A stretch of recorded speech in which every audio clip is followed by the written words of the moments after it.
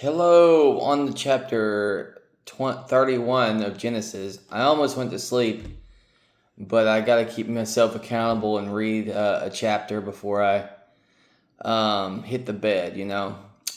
So, we're on the chapter 31.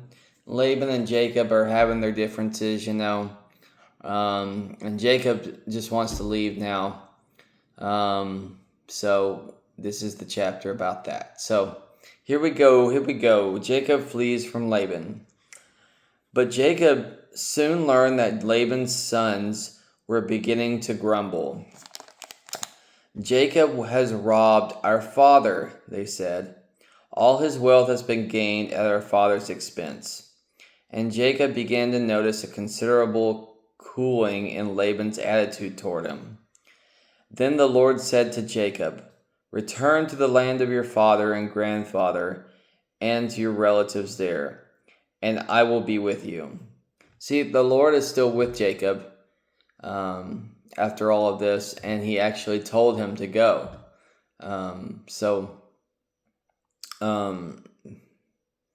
maybe we should be with family no matter what, even though there might be grumblings and stuff. Maybe there's a season, a period of time where we hang out with family. Maybe there's a season of time where we go hang out with other family. Maybe there's a season of time where wherever. So we hang out with friends, and that's who we need to spend time with. Just breaks from each other.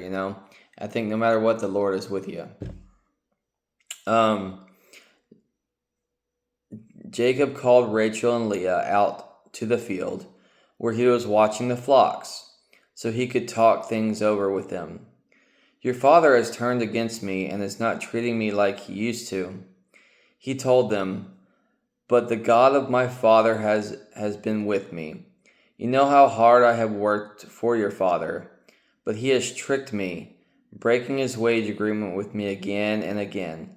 But God has not allowed him to do me any harm. For he said the speckled animals were mine.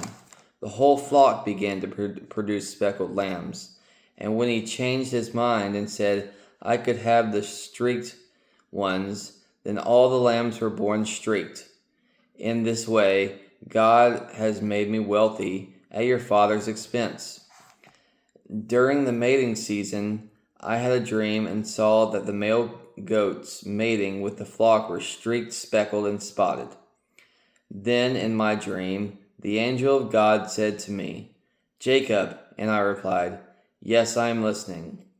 The angel said, Look, and you will see that only the streaked, speckled, and spotted males are mating with the females of your flock.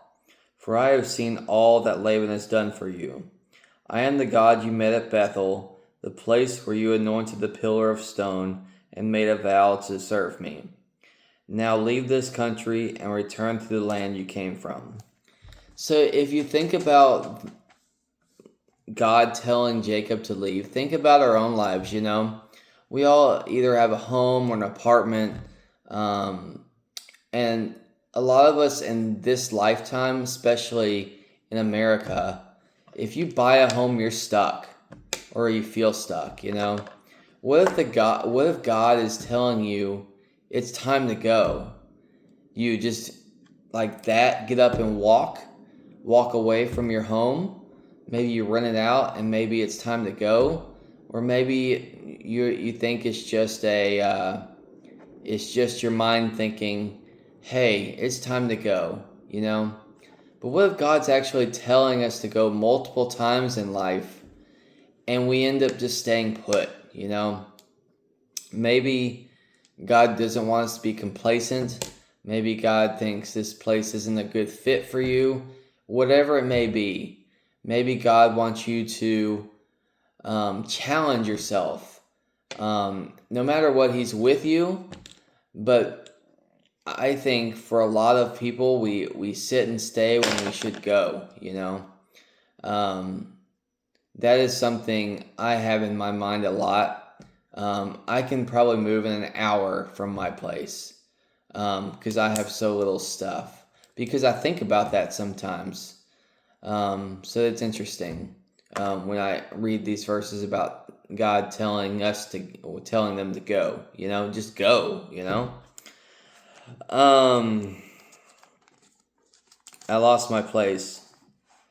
Um, Rachel and Leah said, "That's fine with us. There's nothing for us here. None of our father's wealth will come to us anyways. He has reduced our rights to those of foreign women. He sold us, and what he received for us has disappeared. The riches of God have given you from the riches God has given you from our father are legally ours and our children's to begin with. So go ahead and do whatever God has told you." So Jacob put his wives and children on camels. He drove the flocks in front of him, all the livestock he had acquired at Paddan Aram, and set out on his journey to the land of Canaan, where his father Isaac lived. So he's going back to where his dad was. Man, I lost my place again. At the time they had left, Laban was some distance away shearing his sheep. Rachel stole his father's household gods and took them with her. They set out secretly and never told Laban they were leaving. Jacob took all his possessions with him and crossed the Euphrates River, heading for the territory of Gilead. So Laban apparently believed in other gods because maybe he was a Buddhist or something. I don't know. Because he had household gods, whatever that may have meant. So Jacob put his... Oh, I already read that. Jacob told it to go... Laban pursues Jacob. Laban didn't learn of their flight for 3 days. It's amazing it took 3 days to learn that he was gone. They didn't have cell phones back then. I love that. But when he did, he gathered a group of his relatives and set out in hot pursuit. He caught up with them 7 days later in the hill country of Gilead. But the previous night, God had appeared to Laban in a dream. "Be careful about what you say to Jacob," he was told. So when Laban caught up with Jacob as he was camped in the hill country of Gilead, he set up his camp not far from Jacob's. "What do you mean by sneaking off like this?" Laban demanded. "Are my daughters prisoners, the plunder of war, and you have stolen them away like this? Why did you slip away secretly? I would have given you a farewell party with joyful singing, accompanied by tambourines and harps. Why didn't you let me kiss my daughters and grandchildren and tell them goodbye? You have acted very foolishly. I could destroy you, but the God of your father appeared to me last night and told me, 'Be careful about what you say to Jacob.' I know you must feel you must go, and you long intensely for your child at home. But why have you stolen my household gods?" Interesting. See,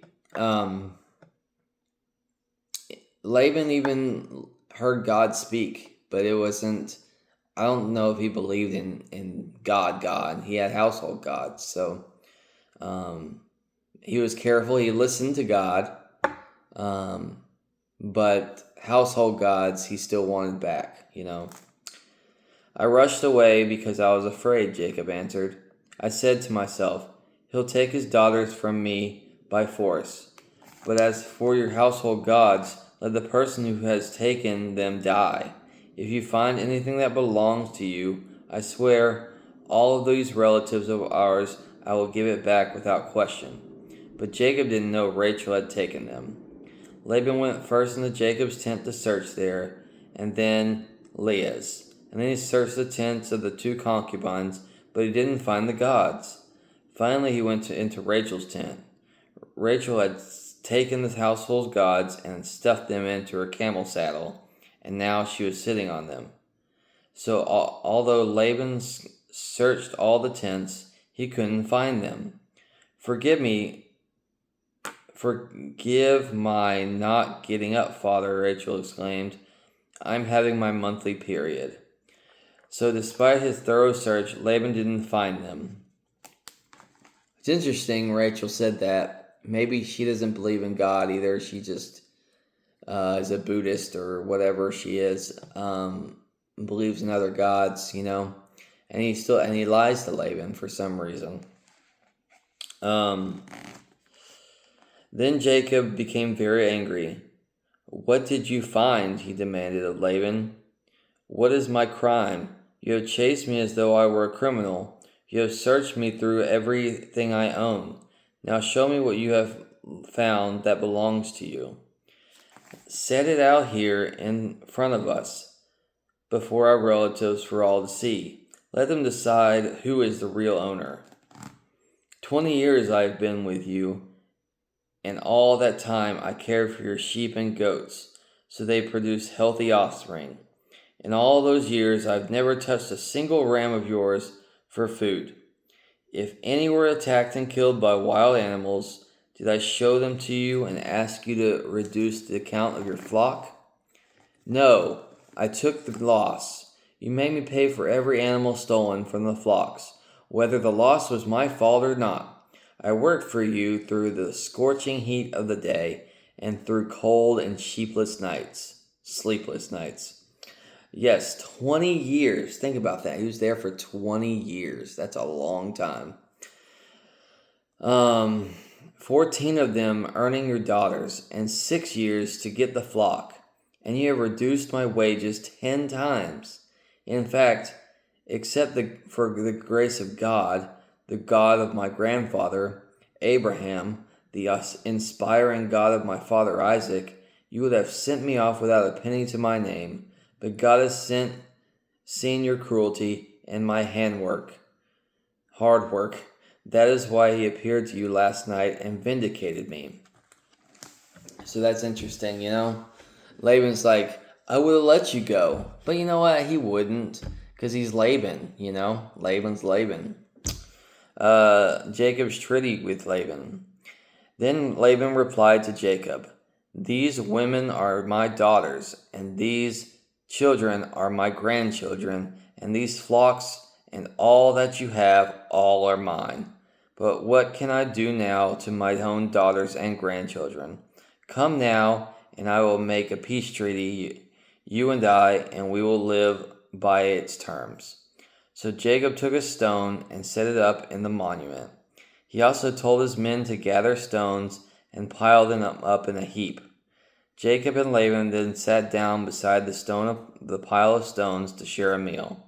They named it Witness Pile, which is a Jegar Sederthua in Laban's language and Galeed in Jacob's.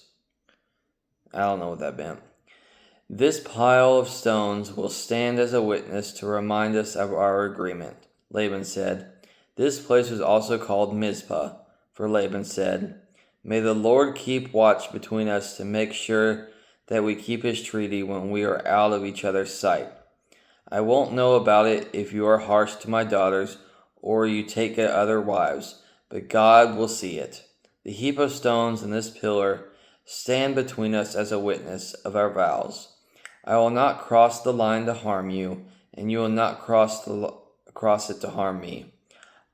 I call on the God of our ancestors, the God of your grandfather Abraham, and the God of my grandfather Nahor, to punish either of us who harm the others." So Jacob took an oath before the awesome God of his father Isaac to respect the boundary line. Then Jacob presented a sacrifice to God and invited everyone to a feast. Afterward, they spent the night there in the hills. Laban got up early the next morning, and he kissed his daughters and grandchildren and blessed them. Then he returned home. They may not all have to get along, but they can treat each other fairly in the end. So that's the end of chapter 31. We could all learn from that chapter, as we treat each other and we love each other in life, no matter where we end up. There you go.